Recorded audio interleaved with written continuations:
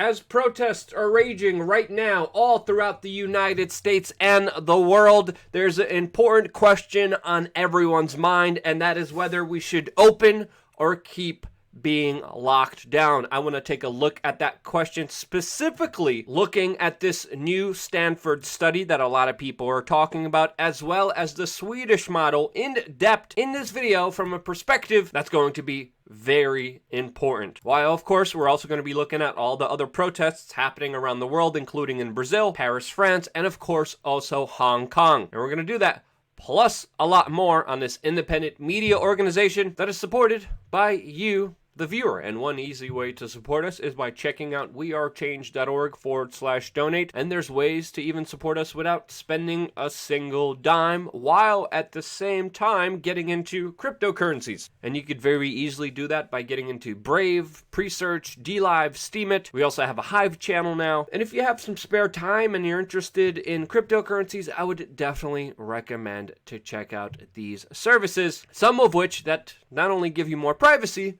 but also give you cryptocurrency. So yeah, definitely check out those referral links that we have up there for you. And by the way, Brave's one of my favorite. It saved me so much time, and I really think you guys would like it as well. Now, of course, just jumping right into it, there of course is a lot of economic news, and we have to understand the economic ramifications of what is happening now will be severe. And of course, there will be countries and people and organizations taking advantage of this situation. And we were talking about that on a 1-hour live stream in yesterday's video, which I definitely recommend you check out, specifically doing a deep dive into the oil crash as well as the US petrodollar and changing economic paradigms that we are seeing unfold right now. It's more important than ever to be vigilant of everything that's happening right now, since these are very transformable times that will have very few winners and a lot of losers. And that's why it's important to be skeptical of authority at this time, while of course having an emphasis at looking at the data. And that's exactly what we're going to be doing. And right now, when it comes to the current sickness that the world is dealing with right now, from the data coming in, it looks like the number of cases of this sickness will be hopefully going down soon. There are still a lot of different variables with testing, with population, with reporting, but overall it's still pretty clear, especially looking at the international situation, that this sickness moves in waves. There's also this recent study that just came out by Stanford University that a lot of people are citing as a sign that the worst has already passed, that highlights in their study of how way more people actually have this sickness and don't show any symptoms, which highlights two important factors here. One, that this virus spreads very fast, and two, that the mortality, that the death rate is a lot lower than expected. And if that is the case, then that's absolutely great news, since of course this thing is not as lethal as previously projected to be. All around great news. We should open up because of that, right? Well, there's also some serious questions regarding this study, as of course it was not peer-reviewed.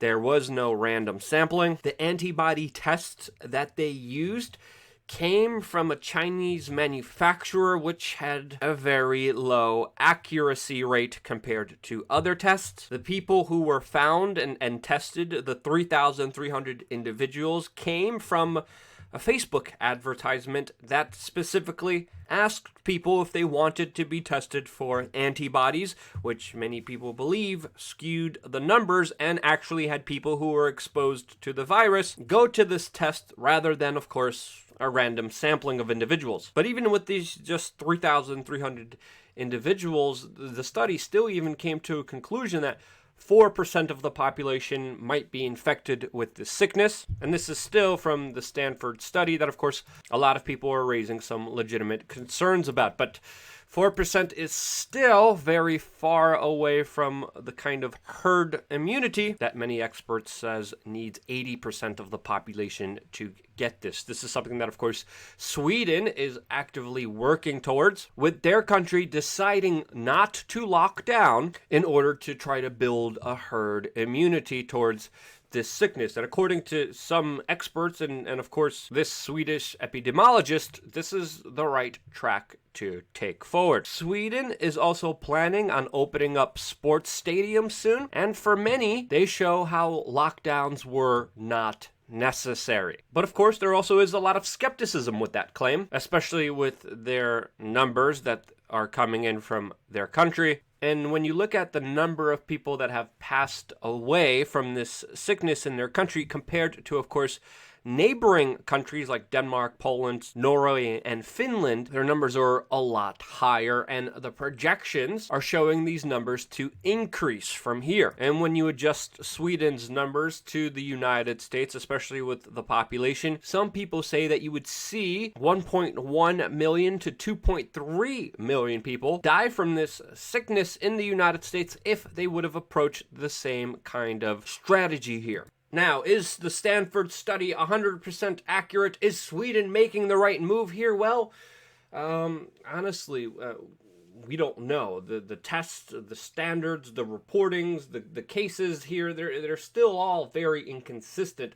All we could do at this point is highlight both sides of the argument here for you yourself to make a judgment call. But for me, there still is not enough data to make that decision. But here in the United States, we have two pools of people, two groups of people, one of which saying that fully opening up will be a catastrophe, while others are saying that we need to end the lockdown immediately because of the larger economic ramifications, which again are also going to be very severe and could even hurt a lot more people than this sickness. But it's pretty clear some countries are moving forward with ending their lockdowns, including countries like the Czech Republic that has had a strong emphasis on wearing masks and has dealt with this sickness a lot more effectively than many other countries that, of course, don't have an emphasis on wearing masks. And to me, there definitely should be a bigger conversation surrounding masks. And of course, also, most importantly, how to build up your immune system and how to take care of yourself.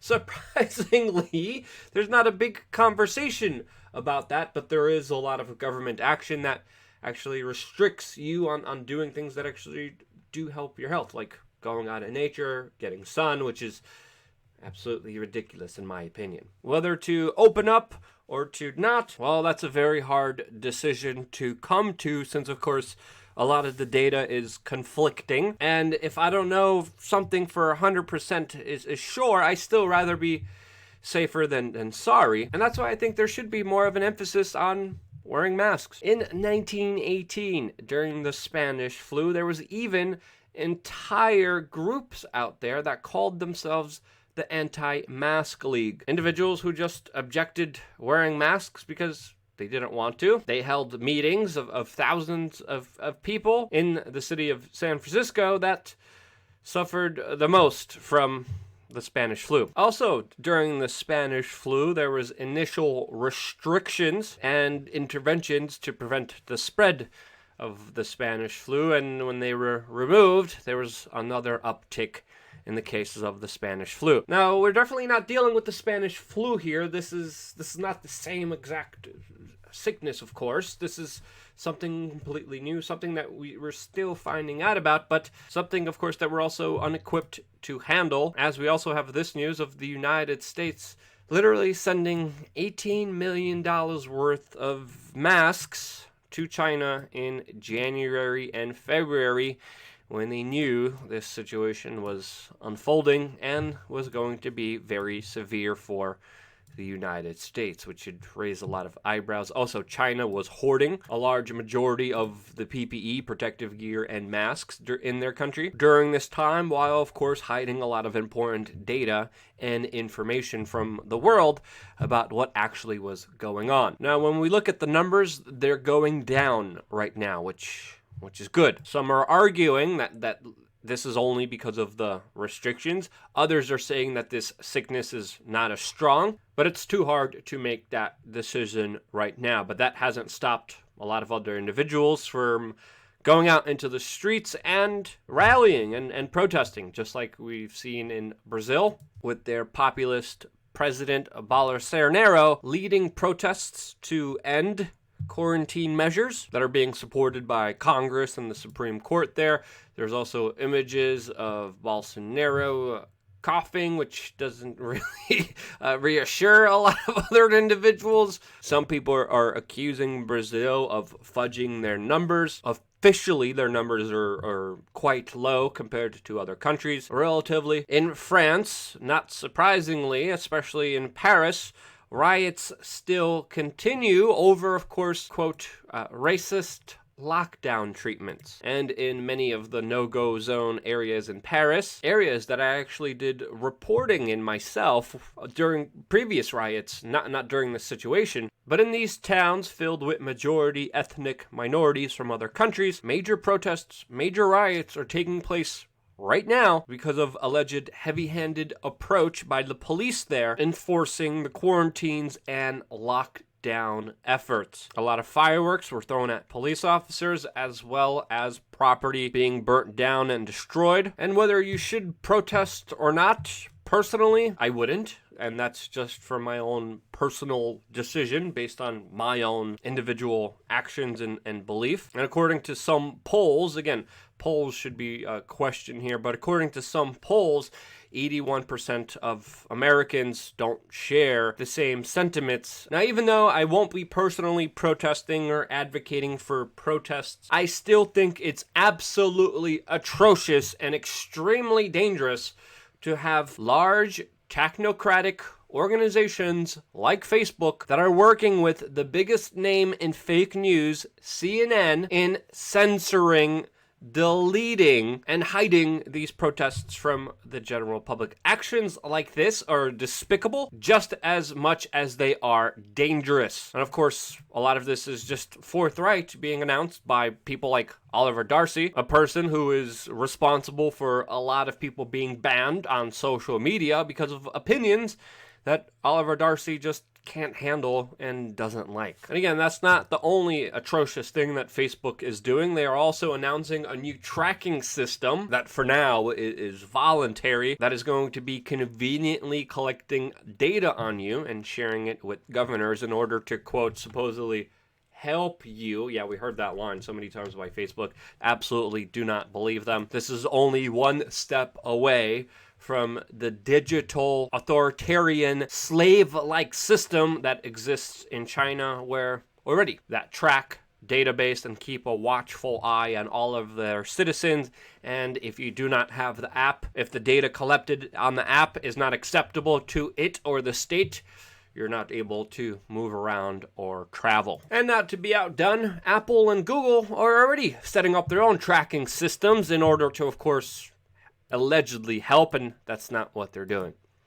If we see what China is doing and what's also happening in Hong Kong right now with this sickness being an opportunity to, of course, crack down on protests and arrest its leaders, this for sure will be copycatted by other weak-minded, insecure despots who call themselves politicians. And just as there's a threat with this sickness, there's a threat with the economy, but also there's a threat with your government, which needs to be repelled and called back. Now, I said earlier, personally, I wouldn't protest, I wouldn't advocate for protest, but again, I say that as an individual who believes individuals should be free to make up their own decision. Personally, I think something that would be more effective would be just going back to work, respecting the space of the elderly and the immune compromised, and if someone is immune compromised and elderly, they should be self-quarantined. That's what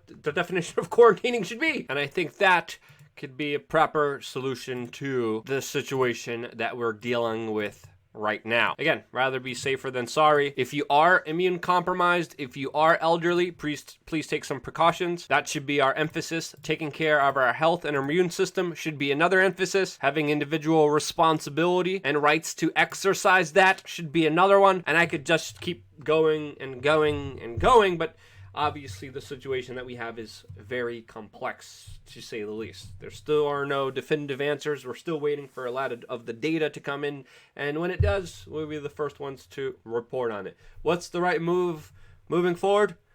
I don't know. What do you think? Let me know in the comment section below. I very much look forward to hearing feedback from you. I've been learning a lot from all of you guys, from all of your comments, from every article being sent my way, every video being sent my way. And this is why I'm trying to have more of a tempered approach here, giving you both sides of the story, allowing you to decide what is best for you as an individual. I think that's the way we should be moving forward. If you agree with that, share this video with your friends and family members. There, of course, still is a lot more coming here on wearechange.org.